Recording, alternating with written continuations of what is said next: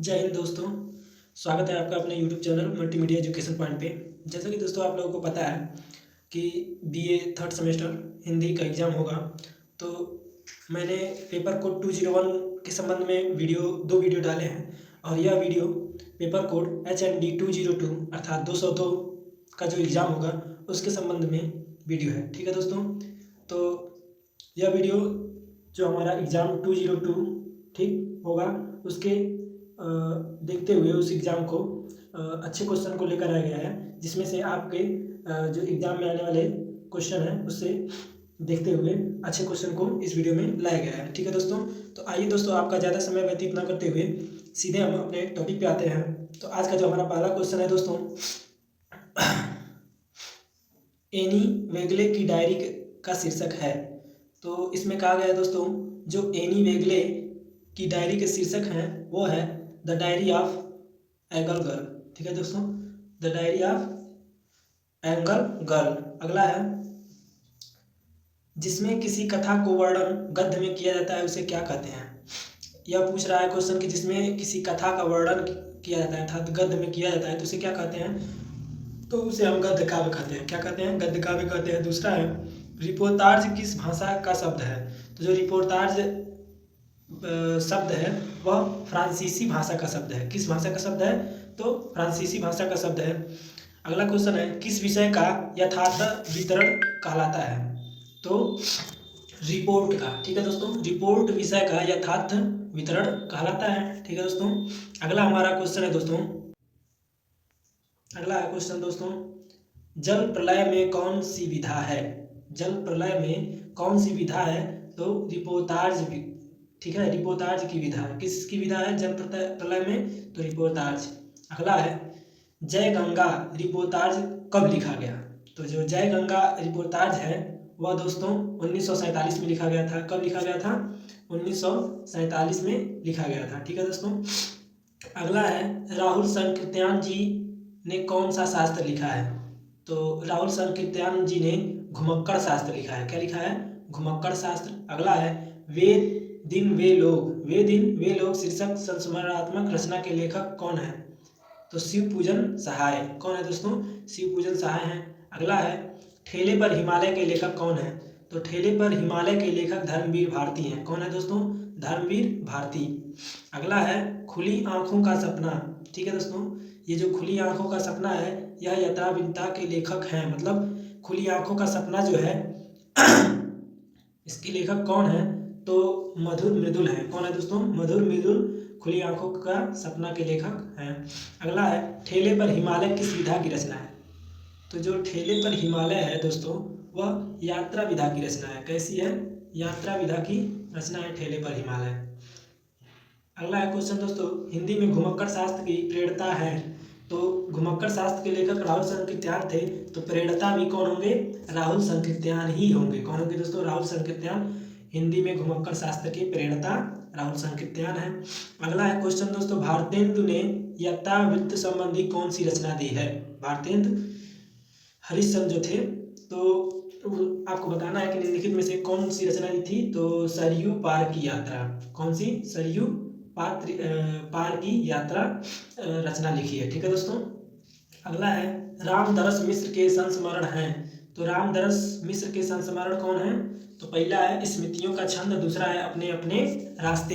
ये दोनों क्या है? रामदरस मिश्र के संस्मरण हैं। ठीक है दोस्तों, और अगला इसी में क्वेश्चन है, मोस्ट इंपॉर्टेंट क्वेश्चन है कि क्या भूलूं क्या याद करूं किस विधा की रचना है। तो दोस्तों आपको बता दूं, क्या भूलूं क्या याद करूं आत्मकथा। ठीक है दोस्तों, आत्मकथा विधा की रचना है। ठीक है, क्या भूलूं क्या याद करूं आत्मकथा विधा की यह रचना है। ठीक है दोस्तों, अगला है कि रणधीर प्रेम मोहिनी नाटक की रचयिता है। तो रणधीर प्रेम मोहिनी नाटक की रचयिता है कौन है दोस्तों? लाल श्रीनिवास दास। कौन है? लाल श्रीनिवास दास रणधीर प्रेम मोहिनी नाटक के रचयिता हैं। अगला है क्वेश्चन दोस्तों, हिंदी का प्रथम दुखांत नाटक है। तो हिंदी का प्रथम दुखांत नाटक क्या है? रणधीर प्रेम मोहिनी। ठीक है दोस्तों, रणधीर प्रेम मोहिनी। अगला क्वेश्चन है, हिंदी के प्रथम अभिनीत नाटक कौन सा है। तो Janaki Mangal. Most important question है। ठीक है दोस्तों, कि हिंदी का प्रथम अभिनीत नाटक कौन सा है। Janaki Mangal. Most important question. अगला है, कवि भारतेंदु नाटक के लेखक हैं तो लक्ष्मी नारायण लाल। ठीक है दोस्तों, लक्ष्मी नारायण लाल। अगला क्वेश्चन है दोस्तों कि गुड़ सिंध, ठीक है दोस्तों, गुड़ सिंध भारतेंदु के किस नाटक का पात्र है? तो गुड़ सिंध भारतेंदु के प्रेम जोगनी, ठीक है दोस्तों, प्रेम जोगनी नाटक का पात्र है। जो गुड़ सिंध है वो प्रेम जोगनी नाटक का पात्र है। अगला है कि नाटक का पांचवा वेद किसने माना है? तो नाटक का पांचवा वेद किसने माना है? आचार्य भरत मुनि ने। ठीक है, आचार्य भरत मुनि ने नाटक को पांचवा वेद माना है। ठीक है, नाटक को क्या माना है? पांचवा वेद माना है। अगला क्वेश्चन है दोस्तों, भारतेंदु का ऐतिहासिक नाटक कौन सा है? तो भारतेंदु का जो ऐतिहासिक नाटक है वो नील देवी है। क्या है? नील देवी भारतेंदु का ऐतिहासिक नाटक है। अगला है बूढ़े मुंह मुहासे प्रहसन के लेखक हैं। तो बूढ़े मुंह मुहासे प्रहसन के लेखक हैं दोस्तों राधाचरण गोस्वामी। कौन है दोस्तों? राधाचरण गोस्वामी। अगला है रेल का विकट, ठीक है, रेल का विकट खेल नाटक के प्रेरणा कौन है? तो रेल का विकट खेल नाटक के प्रेरणा है बाल भट्ट। कौन है दोस्तों? बाल भट्ट। दोस्तों वीडियो को 1 से 2 बार 3 बार जितनी बार देखेंगे आप एग्जाम से पहले, आपको उतनी ही अच्छे से सारे क्वेश्चन क्लियर हो जाएंगे। ठीक है दोस्तों, तो इसी क्रम में जो हमारा अगला क्वेश्चन है दोस्तों, जयशंकर प्रसाद जी का प्रथम ऐतिहासिक नाटक कौन सा था? तो वो था राज्यश्री। कौन था दोस्तों? राज्यश्री प्रसाद जी का था। जयशंकर प्रसाद जी का प्रथम ऐतिहासिक नाटक राज्यश्री ही था। मोस्ट इंपॉर्टेंट क्वेश्चन है दोस्तों। अगला है जयशंकर प्रसाद का प्रथम नाटक क्या है? ये भी मोस्ट इंपॉर्टेंट क्वेश्चन है दोस्तों कि जयशंकर प्रसाद का जो प्रथम नाटक था वो क्या था दोस्तों? तो प्रथम नाटक था सज्जन। ठीक है दोस्तों, सज्जन उनका प्रथम नाटक था जयशंकर प्रसाद का। अगला है दोस्तों क्वेश्चन मोस्ट इंपॉर्टेंट ये भी है, नई कविता पत्रिका के संस्थापक संपादक का नाम है। तो जो नई कविता पत्रिका है उसके संपादक का क्या नाम है? तो जगदीश गुप्त। ठीक है दोस्तों, जगदीश गुप्त नाम है। अगला क्वेश्चन है दोस्तों, जयशंकर प्रसाद द्वारा रचित किस नाटक का आधार कल्हड़कृत राजतरंगिणी है? तो आपको बताना है कि जयशंकर प्रसाद द्वारा रचित किस नाटक का आधार कल्हड़कृत राजतरंगिणी है? तो राजश्री। ठीक है दोस्तों, जो राजश्री उनका प्रथम नाटक है उसी कृति का क्या है? राजतरंगिणी है। ठीक है दोस्तों। अगला है कि प्रसाद जी की, ठीक है, किस नाटक में, हाँ, किस नाटक कृति में आर्य अनार्य के भेदभाव का चित्रण हुआ है? ठीक है दोस्तों, जैसे उनका कौन सा नाटक है जयशंकर प्रसाद का जिसमें आर्य और अनार्य के भेद का चित्रण हुआ है? तो वह नाटक है उनका अमजेय का नाम वस्तु। ठीक है दोस्तों, अमजेय का नाम वस्तु नाटक है। ठीक है दोस्तों। अगला है कि आह वेदना मिनी विदाई किस नाटक की उक्ति है? तो स्कंदगुप्त। ठीक है दोस्तों, स्कंदगुप्त नाटक की यह उक्ति है। अगला क्वेश्चन है दोस्तों, बाबू गुलाब राय की आत्मकथा है। तो आपको बताना है दोस्तों इसमें से चारों ऑप्शन में से कौन सी बाबू गुलाब राय की आत्मकथा है? तो वह है मेरी असफलताएं। मेरी असफलताएं जो है दोस्तों वह बाबू गुलाब राय की क्या है? आत्मकथा है। अगला क्वेश्चन है दोस्तों, रचना और रचनाकार की दृष्टि में कौन सा विकल्प सुमेलित नहीं है? आपको बताना है कि इसमें से कौन सा सुमेलित नहीं है। तो जो नेमी नाथ है दोस्तों, पहला है नेमी नाथ, वो हरि भद्र सूरी, ठीक है, ये इनका है। और दूसरा है पाहुर दोहा दयाराम सिंह का है। और तीसरा है प्रबंधन चिंतामणि विजय चंद्र सूरी। तो ये यही ऑप्शन क्या है? सुमेलित नहीं है। ठीक है दोस्तों, ये ऑप्शन सुमेलित नहीं है, तो यह ऑप्शन मेरा हमारा सही ऑप्शन हो जाएगा। ठीक है दोस्तों। अगला है कि नील देवी के रचनाकार कौन है? तो अभी हमने पिछले ही क्वेश्चन में पढ़ा था कि भारतेंदु हरिश्चंद्र का कौन सा इसमें से रचना है, तो उसमें हम लोग पढ़ा था नील देवी। और यहाँ पर पूछ दिया है दोस्तों कि जो नील देवी है वह किसकी रचना है? तो वह है दोस्तों, आप लोग को पता ही होगा, भारतेंदु हरिश्चंद्र का। ठीक है दोस्तों। अगला है निम्न में से कौन सा नाटक उदय शंकर भट्ट का नहीं है? अर्थात इसमें से आपको बताना है कौन सा नाटक उदय शंकर भट्ट का नहीं है। तो वो है नारद की वीणा। ठीक है दोस्तों, नारद की जो वीणा है यह उदय शंकर भट्ट का रचना अर्थात नाटक नहीं है। ठीक है दोस्तों। अगला है प्रसाद की एकांकी कौन सी है? तो प्रसाद अर्थात दोस्तों जयशंकर प्रसाद की एकांकी कौन सी है? तो वह है एक घूंट। ठीक है दोस्तों, एक घूंट जो है वह जयशंकर प्रसाद की एकांकी है। अगला है इनमें से जयशंकर प्रसाद द्वारा रचित नाटक कौन सी नहीं है? तो आपको बताना है कि जो इसमें से कौन सा है जो जयशंकर प्रसाद का नाटक नहीं है। तो वह है दुखीन बाल। कौन है दोस्तों? दुखीन बाल जो है वह नाटक नहीं है, जबकि अजात शत्रु, ठीक है दोस्तों, अजात शत्रु और राजश्री और अजमेर का नागे, यह तीनों क्या है? उनकी नाटक है। और दुखीन बाल जो है दोस्तों वह उनकी नाटक नहीं है, दुखनी बाल। अगला क्वेश्चन है दोस्तों, निम्नलिखित में से नुक्कड़ नाटक के विषय में क्या सही नहीं है? तो निम्नलिखित में से नुक्कड़ नाटक के विषय में क्या सही नहीं है? तो कला के लिए कला, यह सही नहीं है, ठीक है दोस्तों, कला के लिए कला जो होता है वह सही नहीं है। अगला क्वेश्चन है कि अंधेर नगरी नाटक का अंतिम दृश्य है।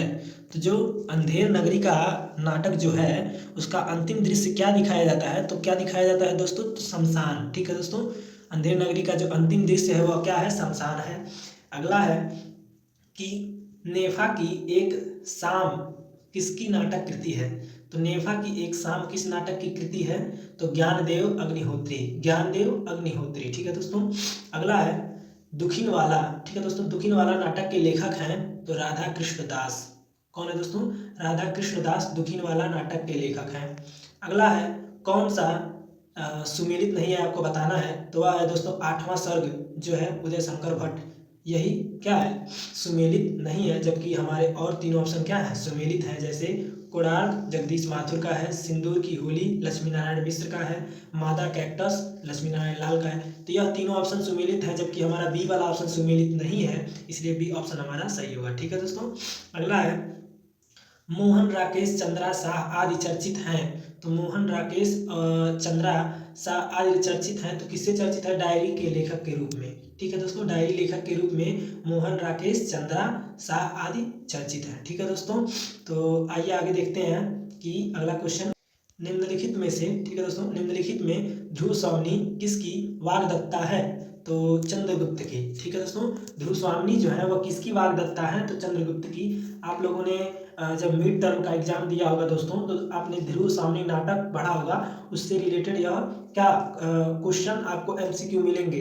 आप एक बार ध्रुव स्वामिनी नाटक को पढ़ लेंगे तो आप अच्छे से ऑप्शंस को भी समझ में आएंगे, और उसमें से किसी तरह के भी एमसीक्यू पूछेंगे तो आप आसानी से कर पाएंगे, क्योंकि जो हमारा थर्ड सेमेस्टर में ध्रुव स्वामिनी नाटक है वह पूरा अच्छे से उसमें बताया गया है। तो उसमें कौन कौन पात्र हैं, पात्र का क्या कार्य है, क्या उसमें उसकी भूमिका निभाई है, चंद्रगुप्त हैं, ध्रुव स्वामिनी हैं, ये सारे जो उनके क्या क्या पात्र हैं, उससे नाटक से संबंधित जो भी एमसीक्यू आएंगे तो आप आसानी से कर पाएंगे, ठीक है दोस्तों। और उसी नाटक से संबंधित यह सारे एमसीक्यू इसमें ध्रुव स्वामिनी से दिए गए हैं। तो आइए हम लोग देखते हैं आगे के हम क्वेश्चन को।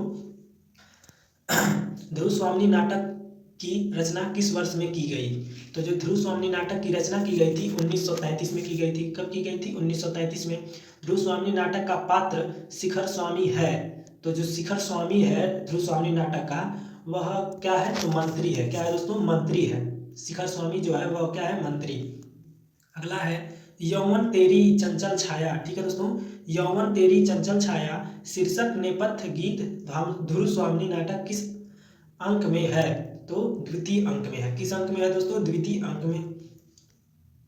अगला है दोस्तों कोमा किससे प्रेम करती थी? ठीक है दोस्तों, आप लोगों ने जब कहानी पढ़े होंगे तो अच्छे से ये सारे एमसीक्यू आपको समझ में आएंगे, ठीक है दोस्तों। तो जो कोमा होती है दोस्तों, कोमा वो किससे प्रेम करती है? तो सकराज से प्रेम करती है, ठीक है, सकराज से वह प्रेम करती है कोमा, ठीक है दोस्तों। अगला है कि ध्रुव स्वामिनी नाटक में विवाह की किस पद्धति का समर्थन किया गया है? तो ध्रुव स्वामिनी नाटक में पुनर्विवाह का पद्धति जो है उस पर समर्थन किया गया है। अक्सर करके ये देखा जाए तो जो ध्रुव स्वामिनी नाटक है वह पुनर्विवाह का ही मतलब एक तरह से कहा जाए तो पुनर्विवाह को ही बताने के लिए या उसको शुरू करने के लिए ही उसी पे ही यह नाटक बना है, ठीक है दोस्तों। तो अगला क्वेश्चन है यह कसम और आंसू सहजा, ठीक है दोस्तों, यह कसम और आंसू सहजा यह कथन ध्रुव स्वामिनी नाटक में किसका है? तो जो ध्रुव स्वामिनी नाटक है उसमें यह जो कथन है यह किसका है? तो मंदाकिनी का है। किसका है दोस्तों? मंदाकिनी का है यह कथन। अगला क्वेश्चन है दोस्तों जयशंकर प्रसाद का अंतिम कहानी संग्रह कौन सा है? तो आपको जैसे इसमें पूछा है कि अंतिम कहानी संग्रह उनका कौन सा है, तो इंद्रजाल। क्या है दोस्तों? इंद्रजाल जो है उनका अंतिम कहानी संग्रह है। अगला है यह कसम और आंसू सहजा, ये हमने पीछे भी पढ़ा था दोस्तों कि यह कसम और आंसू सहजा यह किसकी मतलब कथन है, और इसमें पूछा है यह कसम और आंसू शीर्षक पंक्ति वाला गीत ध्रुवसावनी में किसने गाया है। ठीक है, इसमें पूछा है किसने गाया है और पीछे वाले क्वेश्चन में पूछा था किसका कथन है। तो आप लोग कंफ्यूज मत होइएगा, यह जो अगर पूछेगा किसने गाया है या किसका कथन है तो किसका है दोस्तों, मंदाकिनी का है, आप लोग को पता होगा। ठीक है दोस्तों, अगला है कि ब्राह्मण केवल धर्म से भयभीत हैं। ठीक है दोस्तों, ब्राह्मण केवल धर्म से भयभीत हैं, अन्य किसी शक्ति को वह तुच्छ समझता है। ध्रुवसावनी नाटक में यह कथन किसका है। तो यह कथन जो है दोस्तों पुरोहित का है। किसका है, पुरोहित का कथन है कि ब्राह्मण केवल धर्म से ही भयभीत है, अन्य किसी शक्ति का वह तुच्छ समझता है और किसी को वह कुछ समझता ही नहीं है। ऐसी बातें किसने कही थी, तो पुरोहितों का कहना था। ठीक है दोस्तों, अगला है निम्नांकित में कौन सा पात्र ध्रुवसावनी नाटक में नहीं है। आपको बताना है कि इसमें कौन सा पात्र है जो ध्रुवसावनी नाटक में नहीं है। देवसेना, ठीक है दोस्तों, देवसेना यह भी है, और चंद्रगुप्त रामगुप्त यह भी है। जो ध्रुवसावनी है यह पात्र उसमें नहीं है। ठीक है, यह मतलब नाम उसमें कहीं नहीं है किसी का। ठीक है दोस्तों, अगला है कि इन्हें सींचना पड़ता है, नहीं तो इनकी रुखाई और मालिनता सौंदर्य पर आवरण डाल देती है। यह कथन किसका है। तो इन्हें सींचना पड़ता है, नहीं तो इनकी रुखाई और मालिनता सौंदर्य पर आवरण डाल देती है। यह कथन किसका है, तो कोमा का है। किसका है, कोमा का। अगला है ध्रुवसावनी नाटक में गूंगी होने का अभिनय कौन करती है।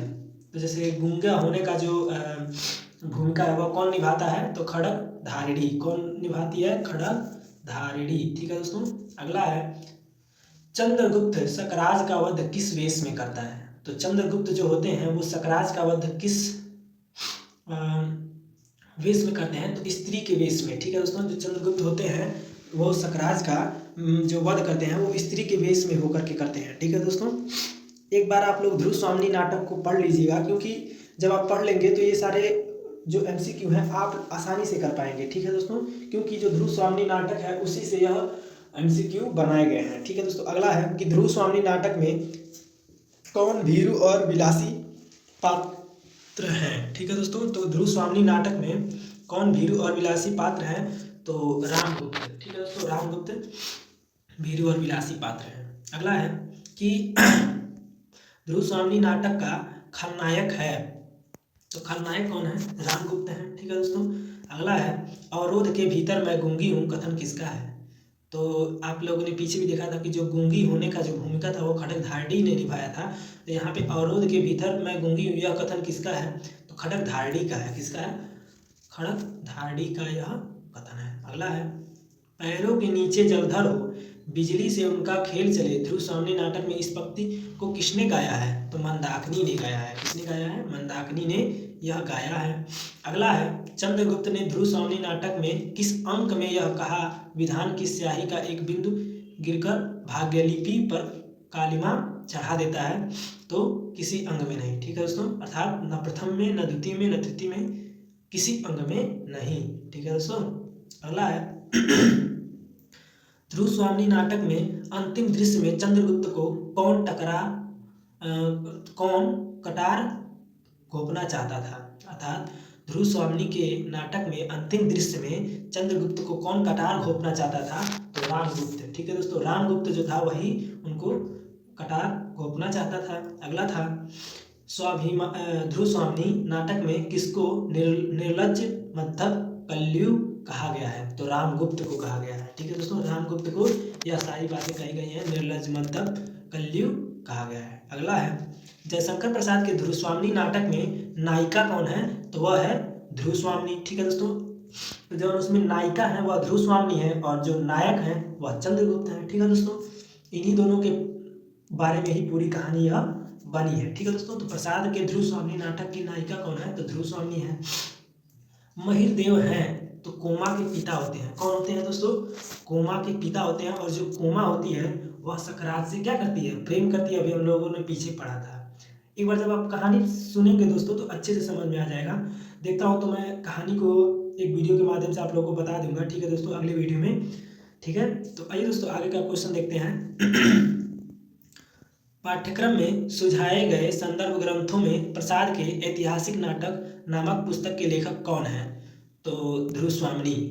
ठीक है दोस्तों, पुस्तक के लेखक कौन है, तो ध्रुवसावनी है। अगला है असंगत नाटककार निम्नलिखित में से कौन है, तो असंगत नाटककार निम्नलिखित में से कौन है? तो डॉक्टर राम कुमार वर्मा। ठीक है दोस्तों। अगला है ध्रुव स्वामी नाटक में रामगुप्त का आमत्य था। तो रामगुप्त का आमत्य क्या था? तो शिखर स्वामी। ठीक है दोस्तों, क्या था? शिखर स्वामी। अगला था ध्रुव स्वामी गीत योजना की दृष्टि से कैसा नाटक है? तो ध्रुव स्वामी गीत योजना की दृष्टि से एक सफल नाटक है। ठीक है दोस्तों, एक सफल नाटक है। अगला क्वेश्चन है दोस्तों, ध्रुव स्वामी नाटक का अंत किस प्रकार का है? तो सुखांत। ध्रुव स्वामी नाटक का अंत किस प्रकार का है? तो सुखांत प्रकार का ध्रुव स्वामी नाटक का अंत है। अगला है दोस्तों क्वेश्चन, सच है वीरता जब भागती है तब उसके पैर से राजनीतिक छलछंद की धूल उड़ती है, यह कथन किस चरित्र का है, अर्थात किस पात्र का है? तो यह कथन जो है दोस्तों मंदाकिनी का है। ठीक है, मंदाकिनी कहती है कि सच है वीरता जब भागती है तब उसके पैर से राजनीतिक छलछंद की धूल उड़ती है। ठीक है दोस्तों। अगला जो क्वेश्चन है कि कोर्ट विलियम कॉलेज की स्थापना कब हुई थी? तो यह मोस्ट इंपॉर्टेंट क्वेश्चन है कि जो कोर्ट विलियम कॉलेज की स्थापना है वह कब हुई थी? तो दोस्तों आपको बता दें 1800 ईस्वी में हुई थी। कब हुई थी? 1800 ईस्वी में हुई थी। अगला है ध्रुव स्वामी में यह कथन किसका है कि पुरुषों ने स्त्रियों को पशु संपत्ति समझकर इन पर अत्याचार करने का जो अभ्यास बना लिया है वह मेरे साथ नहीं चल सकता। ठीक है, तो यह ध्रुव स्वामी का है। ठीक है दोस्तों, यह कथन किसका है? तो ध्रुव स्वामी का है कि पुरुषों ने जो स्त्रियों को पशु मतलब समझ करके या पशु का संपत्ति समझकर इन पर अत्याचार कर रहा है, जो भी मतलब पुरुष हैं जो भी स्त्री पे अत्याचार कर रहे हैं, तो यह समझकर जो अत्याचार करने का जो अभ्यास बना लिया है, यह कथन किसका है? तो ध्रुव स्वामी यह बातें कहती हैं। ठीक है दोस्तों। अगला है कि सकराज रामगुप्त से संधि के रूप में क्या उपहार मांगता है? तो ध्रुव स्वामी को मांगता है।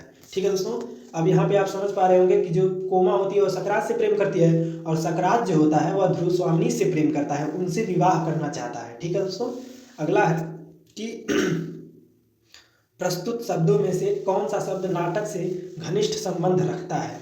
तो रंगमंच। ठीक है दोस्तों, रंगमंच जो होता है वह नाटक से घनिष्ठ संबंध रखता है। अगला है कि निम्न में से किसने प्रसाद के नाटक में मंचीय माना है? श्याम सुंदर दास ने। ठीक है दोस्तों, श्याम सुंदर दास ने। अगला है कि किस आचार्य ने ध्रुव स्वामी नाटक को प्रसाद का एक नवीन प्रयोग माना है? तो आचार्य नंदलाल वाजपेयी। ठीक है दोस्तों, आचार्य नंदलाल वाजपेयी ने माना है। अगला क्वेश्चन है अंधेर नगरी नाटक किसकी रचना है?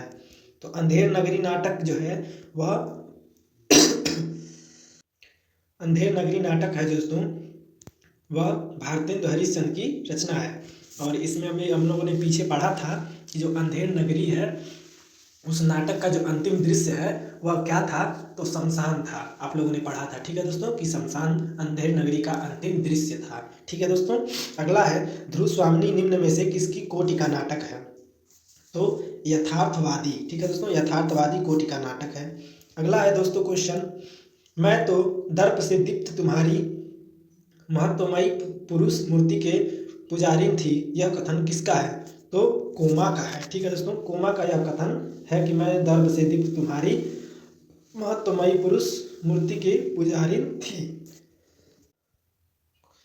तो यह कथन दोस्तों वीरता जब भागती है तब उसके पैरों से राजनीतिक छलछंद की धूल उड़ती है, यह कथन किसका है? तो मंदाकिनी का है। यह क्वेश्चन अभी हम लोगों ने पीछे पढ़ा है। ठीक है दोस्तों। अगला क्वेश्चन है दोस्तों, जयशंकर प्रसाद का जन्म कब हुआ था? तो 1889 में हुआ था। कब हुआ था दोस्तों? 1889 में हुआ था। ध्रुव स्वामी में हास्य व्यंग की योजना प्रसाद जी ने किस पात्र के माध्यम से की है? तो कुबड़ा पात्र के माध्यम से की है। ठीक है दोस्तों। अगला है कि कोमा ध्रुव स्वामी के पास क्यों आती है? तो कोमा जो है अपने पति के शव को मांगने के लिए आती है। ठीक है दोस्तों, जो कोमा होती है, जैसे जो चंद्रगुप्त होते हैं वो सकराज को मार देते हैं, तो जब मार देते हैं तो जो कोमा होती है वह सकराज से प्रेम करती है, तो उनके शरीर को अर्थात लाश को लेने के लिए वह ध्रुव स्वामी के पास आती है। ठीक है दोस्तों।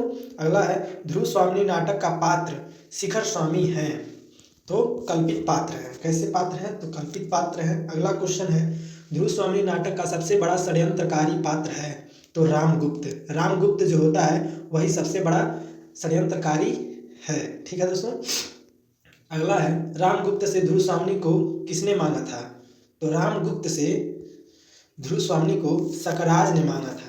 ठीक है दोस्तों, रामगुप्त से ध्रुव स्वामी को सकराज ने मांगा था, क्योंकि जो रामगुप्त होते हैं वह चंद्रगुप्त के भाई रहते हैं बड़े, तो वही उनसे क्या करता है, सकराज मांगता है ध्रुव स्वामी को। ठीक है दोस्तों, अगला क्वेश्चन है, नेपथ्य का आशय निम्नलिखित में से कौन है? तो पर्दे के पीछे। ठीक है दोस्तों, पर्दे के पीछे। अगला है, भरली पहाड़ियों ने अपनी झीलों की रत्नामयी प्यारी गीत की पंक्ति ध्रुव स्वामी नाटक में से किसकी अंक की है? तो द्वितीय अंक की है। ठीक है दोस्तों, द्वितीय अंक की है। अगला है, तुम सुंदर हो, ओह कितना सुंदर, उक्त कथन नाटक ध्रुव स्वामी में किसका पात्र है? अर्थात ध्रुव स्वामी में तुम सुंदर हो, ओह कितना सुंदर हो, यह कथन किसका है? तो रामगुप्त का है। ठीक है दोस्तों, अगला है, चिढ़ती हुई ध्रुव स्वामी किसके किनारे जाकर बैठती है? तो झरने के किनारे जाकर बैठती है। किसके किनारे जाकर बैठती है? तो झरने के किनारे जाकर बैठती है। ठीक है दोस्तों, अगला है, राजम हिसी होते हुए कौन महलों में बंदी जैसा जीवन व्यतीत करती है? तो राजमसीही होते हुए भी वह बंदियों के जैसे जीवन व्यतीत करती है। तो कौन करती है? ध्रुव स्वामी करती है। ठीक है दोस्तों, अगला है कि ध्रुव स्वामी को पति जो होते हैं रामगुप्त से प्रेम के बदले क्या मिलता है? तो उसे संदेह, ठीक है दोस्तों, अपमान, अविश्वास, यह तीनों मिलता है। उससे प्रेम करती है लेकिन उसे यह तीनों चीज़ें मिलती हैं, इसलिए हमारा ऑप्शन नंबर डी सही होगा। ठीक है दोस्तों, उपरोक्त सभी। अगला क्वेश्चन है, ध्रुव स्वामी नाटक में समुद्रगुप्त किसे अपना उत्तराधिकारी बनाना चाहता था? तो ध्रुव स्वामी नाटक में जो समुद्रगुप्त होते हैं वह अपना चंद्रगुप्त को उत्तराधिकारी बनाना चाहता था। ठीक है दोस्तों, चंद्रगुप्त को।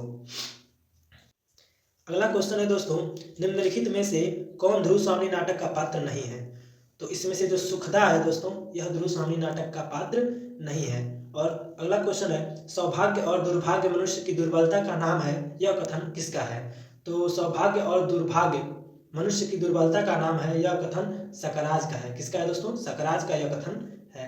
अगला क्वेश्चन है दोस्तों, प्रसाद जी ने ध्रुव स्वामी नाटक के प्राकथन में विशाखादत्त द्वारा दिए गए ऐसे किस नाम की चर्चा की है जो ध्रुव स्वामी का ही प्रतिरूप है? तो ध्रुव देवी। ठीक है दोस्तों, ध्रुव देवी का प्रतिरूप है। अगला है कि करुणा बन दुखिया वसुधा पर शीतलता फैलता बह जा, यह गीत ध्रुव स्वामी नाटक में किस अंक का है? तो प्रथम अंक का है। ठीक है दोस्तों, प्रथम अंक का है ध्रुव स्वामी नाटक के। अगला है, ध्रुव स्वामी में मोस्ट इंपोर्टेंट क्वेश्चन है कि ध्रुव स्वामी में प्रमुख रूप से पात्रों की संख्या बताइए। तो 5 पात्र हैं उसमें, अर्थात 5 लोगों की उसमें भूमिका है। अगला है क्वेश्चन, ध्रुव स्वामी नाटक में ऐतिहासिक पात्र कितने हैं? तो 4 है। ऐतिहासिक पात्र जो है वह 4 है ध्रुव स्वामी में। अगला है कि कोमा का प्रेम मूलक समर्पण ध्रुव स्वामी नाटक के किस पात्र के प्रति है? तो सकराज के प्रति।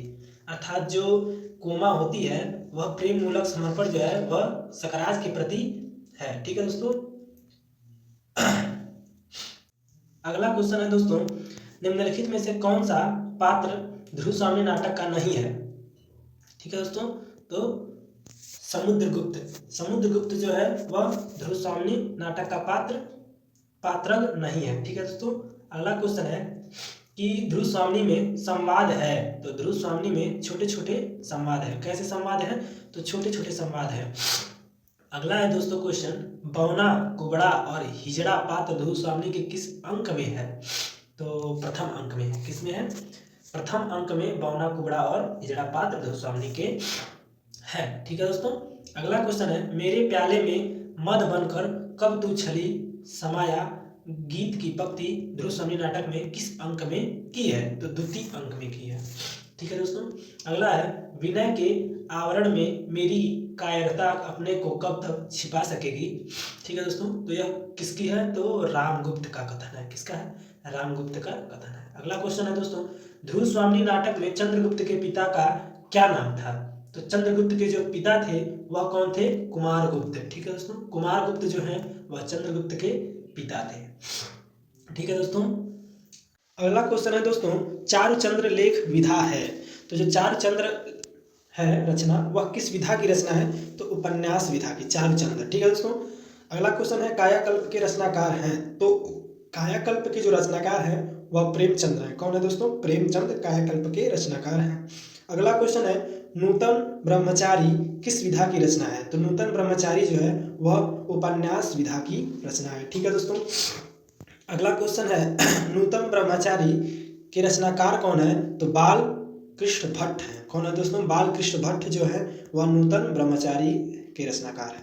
अगला क्वेश्चन है औरंगजेब के आखिरी रात एकांकी के रचनाकार हैं?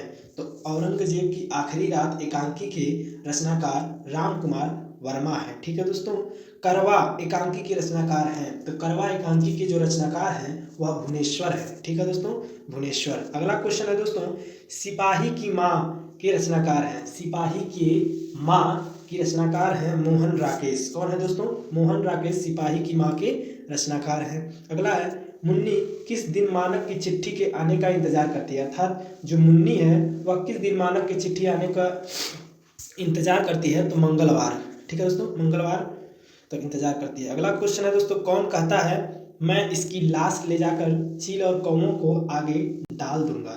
सिपाही कहता है। ठीक है दोस्तों, सिपाही कहता है कि मैं इसकी लाश को चील और कौवों के आगे ला करके डाल दूंगा। यह भी एक कहानी है दोस्तों जो आप जब आप इस कहानी को पढ़ लेंगे तो आप इसको इन सारे क्वेश्चन को अच्छे से समझ पाएंगे और कहानी से जो भी एमसीक्यू बनेगा आप आसानी से कर पाएंगे। जब आपको कहानी समझे रहेंगे तो किसी तरह भी घुमा फिरा के क्वेश्चन पूछेगा तो आप आसानी से कर पाएंगे। ठीक है दोस्तों, तो मैं आपको यह एमसीक्यू बस दिखा दे रहा हूँ, आप लोग देख लीजिए, पढ़ लीजिए और एक बार कहानी को भी जरूर से जरूर पढ़ लीजिएगा। ठीक है दोस्तों, तो उसमें से अगर किसी भी प्रकार के एमसीक्यू बनाएंगे तो आप आसानी से कर पाएंगे। ठीक है दोस्तों, अगला क्वेश्चन है किसके कड़ों के मोती तारों की तरह चमकते हैं? तो तारों के जो होते हैं वह कण मोती की तरह चमकते हैं। ठीक है दोस्तों, मुन्नी और मानक की माँ का नाम है? तो मुन्नी और मानक की माँ का नाम क्या है दोस्तों? बिशनी। ठीक है दोस्तों, बिशनी। अगला है सिपाही की माँ एकांकी के अनुसार लड़ाई कहाँ हो रही है? तो बर्मा में। कहाँ हो रही है? बर्मा में। ठीक है दोस्तों, अगला क्वेश्चन मोहन राकेश एकांकी के शीर्षक का नाम है? तो जो मोहन राकेश एकांकी के शीर्षक है वह सिपाही की माँ। तो जो सिपाही की माँ है वह शीर्षक का नाम है। ठीक है दोस्तों, सिपाही की माँ कौन है? तो सिपाही की माँ कौन है? तो बिशन देई। कौन है दोस्तों? बिशन देई जो है वह सिपाही की माँ है। ठीक है दोस्तों, अगला क्वेश्चन है कि सिपाही की माँ एकांकी में कुंती कौन है? तो जो सिपाही की माँ एकांकी जो है उसमें कुंती कौन है? तो पड़ोसन जो है दोस्तों वह कुंती है। कौन है? पड़ोसन। ठीक है दोस्तों, वह कुंती है। ठीक है दोस्तों, अगला है कि मोहन राकेश के बचपन का क्या नाम था? तो मोहन राकेश का बचपन का क्या नाम था? मदन मोहन मुगलानी मोहन राकेश के बचपन का नाम था।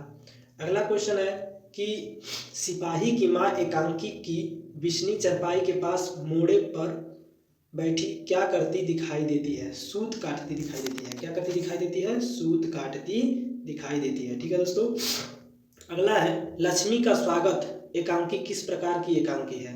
तो लक्ष्मी की स्वागत एकांकी जो है वह किस प्रकार की एकांकी है?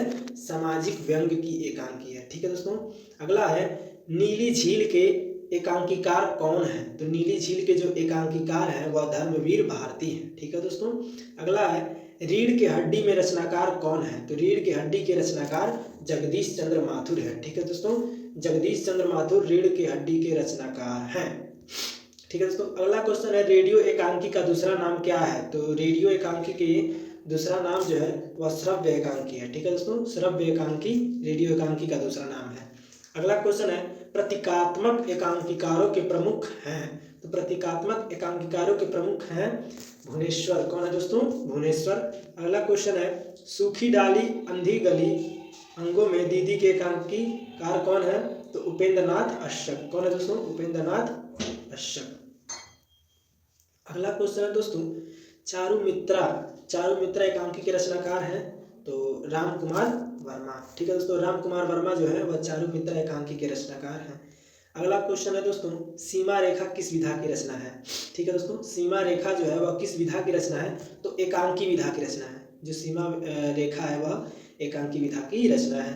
अगला क्वेश्चन है दोस्तों भोर का तारा किस विधा की रचना है? तो भोर का तारा जो है दोस्तों वह एकांकी विधा की रचना है। आप सारे क्वेश्चन को जब 1 से 2 बार वीडियो को देखेंगे तो आराम से सोते हुए एक बार देख लीजिए, फिर 2 बार देख लीजिए, तो आपको आसानी से क्वेश्चन आ जाएंगे। जब आप एग्जाम हॉल में बैठेंगे और आपके सामने जब क्वेश्चन और एमसीक्यू सामने आएंगे तो आसानी से आप क्वेश्चन के एमसीक्यू का सही क्वेश्चन आप कवर कर पाएंगे। ठीक है दोस्तों, तो भोर का तारा किस विधा की रचना है? तो एकांकी विधा की रचना है। ठीक है दोस्तों, अगला क्वेश्चन, भोर का तारा के रचनाकार हैं? तो जगदीश चंद्र माथुर। अभी हम लोगों ने पीछे पढ़ा था भोर के तारा के रचनाकार हैं तो जगदीश चंद्र माथुर। किस विधा की रचना है? तो एकांकी विधा की रचना है। ठीक है दोस्तों, अगला क्वेश्चन है दोस्तों कि सीमा रेखा एकांकी के एकांकीकार कौन है? तो विष्णु प्रभाकर। अगला क्वेश्चन है दोस्तों, करवा किस विधा की रचना है? तो जो करवा है दोस्तों वह एकांकी विधा की रचना है। ठीक है दोस्तों, अगला है कि मिस्टर अभिमन्यु किस विधा की रचना है? तो मिस्टर अभिमन्यु भी जो है दोस्तों वह एकांकी विधा की रचना है। ठीक है दोस्तों, अगला क्वेश्चन है दोस्तों, जूठन किस चेतना की रचना है? तो जूठन किस चेतना की रचना है दोस्तों?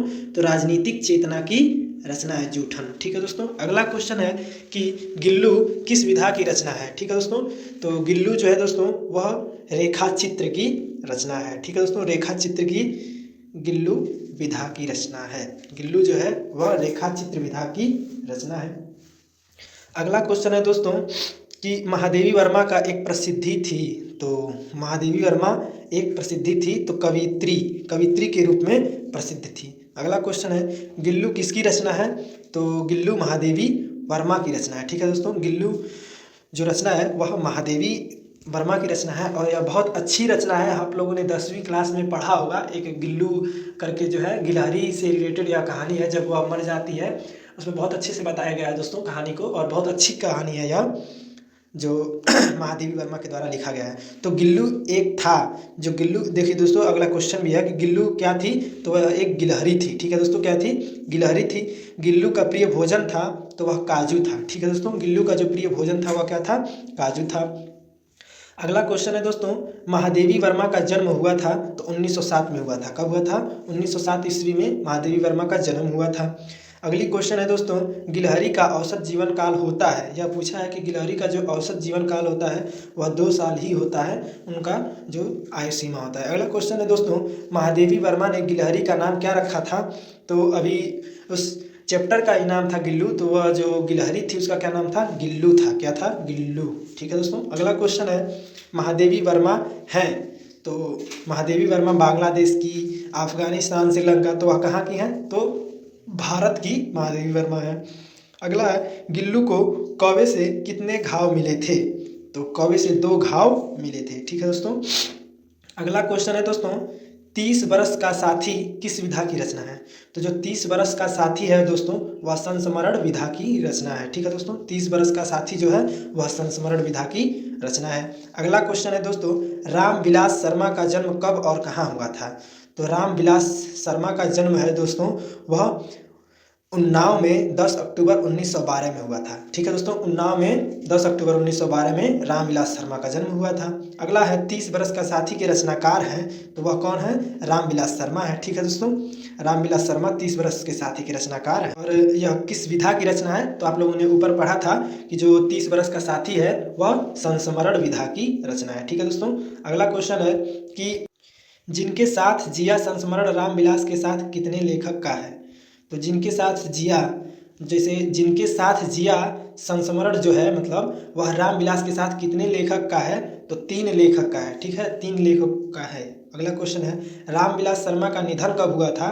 तो रामविलास शर्मा का निधन 2000 में 30 मई को हुआ था, अर्थात सन 2000 में 30 मई को रामविलास शर्मा का निधन हुआ था। अगला क्वेश्चन है दोस्तों, शांति निकेतन में, ठीक है, शांति निकेतन में मेरी जीवन यात्रा किस विधा की रचना है? तो यात्रा वृत्तांत का यह रचना है, इस विधा की रचना है। ठीक है दोस्तों, अगला क्वेश्चन है, घुमक्कड़ शास्त्र के श्रेय किसे मिलता है? अभी हम लोगों ने सबसे ऊपर ही पढ़ा था कि घुमक्कड़ शास्त्र के लेखक कौन है? तो राहुल संकृत्यान थे। और यहाँ पर पूछ रहा है कि घुमक्कड़ शास्त्र के श्रेय किसे मिलता है? तो राहुल संकृत्यान को। ठीक है दोस्तों, अगला क्वेश्चन है, राहुल संकृत्यान का जन्म कब और कहाँ हुआ था? तो 19 अप्रैल को हुआ था। ठीक है दोस्तों, कब हुआ था? 19 अप्रैल को राहुल संकृत्यान का जन्म हुआ था। अगला क्वेश्चन है, काशी के पंडितों ने संकृत्यान को महापंडित की उपाधि क्यों दी?